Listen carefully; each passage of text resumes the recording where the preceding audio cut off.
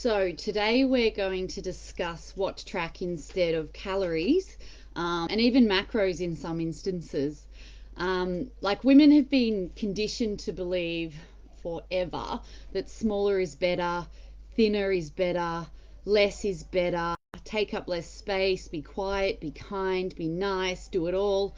But this mentality has a consequence on our long-term health, um, and exercise and lifestyle interventions more broadly are much more powerful for our longevity and our health. And there are so many other reasons to train, um, that I want to start coming away from macros. I want to start coming away from calories, especially if your client's doctor is recommending a calorie restrictive diet. Um, then you probably need to understand that doctors aren't trained in nutrition, and maybe refer that client to someone who is, because calorie restrictive diets can be, not all the time, but for women generally, especially of menstruating age, or if they've got a stressful lifestyle, calorie restrictive diets can be detrimental to their hormonal health. Okay, so I've talked about this a lot in my female fitness myths podcast, and I'll put a link to that in the Facebook comments. If you're watching this on Instagram, then put your hand up and I'll send you the link in your DMs. I won't go into how and the mechanics of how calorie restrictive diets are detrimental for women's hormonal health, but I will say that calorie restriction or fasting as well is not good for them generally. And if hormonal health is important for you and your female clients, then these are 4 things I would track instead of calories. Number 1, fiber. I would track fiber, or fibrous foods like serves of fruit, serves of vegetables.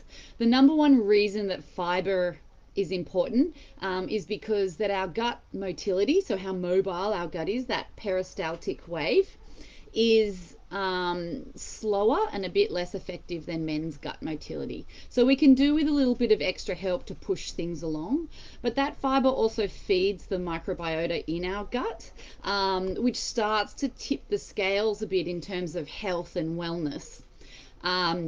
Number 2 is fibrous foods usually contain small amounts of naturally occurring phytoestrogens. So this can supplement our body's supply and blunt the edges of those estrogen crashes that are happening during menopause. So there's studies that I've read on chickpeas of all things and soybeans, which show the fiber or the estrogens in those foods mean when a person has an estrogen dump, the chickpeas and the soybeans supplement it somewhat, but also when they have a surge of estrogen, the fiber in those foods are one of the main ways of us expelling excess hormones. So they have a fantastic hormone balancing, fibrous foods have a fantastic hormone balancing effect of both supplementing and excreting excess hormone.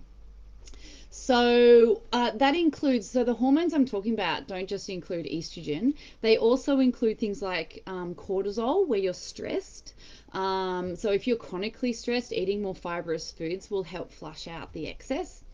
So it's an excellent way of balancing hormones, including the ones responsible for appetite, by the way, and satiation.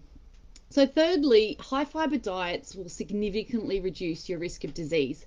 So a higher fiber diet, it is possible to go too high, I'll go into that later, but just a higher fiber diet will lower your risk of cholesterol, help you manage your body weight, stabilize your glucose and blood sugar levels, decrease your risk of heart disease, decrease your risk of developing diabetes, decrease your risk of some cancers, especially bowel and breast cancer. And that's all I've got on my list. So the recommended daily intake for fibrous foods at the moment is 2 serves of fruit and 5 serves of vegetables per day. Now, a serve is like the size of a median apple, or about a cup of lettuce, say. And most of us are not getting the recommended daily intake. And I would like to add, for women, 2 extra serves of ground seeds, nuts, or cooked legumes. Now, those foods, a serve is probably only half a cup. once it's cooked or ground. But if you can get that in addition to your recommended daily intake, it should have a significant effect on your hormones, your satiation, your sense of well-being, your cancer risk. Um, Now, if you exceed 40 grams a day, that can interfere with your absorption of some nutrients and key minerals. So, enough is brilliant, and more is not necessarily better unless you're on a low fiber diet at the moment. So this becomes more important as we age, okay? Obviously, with those hormone balancing effects and perimenopause being the roller coaster it is. We want to gradually increase our fibrous foods and drink lots of water, but I would be tracking fiber, so 30 grams. I'd be tracking that before I tracked sugar grams.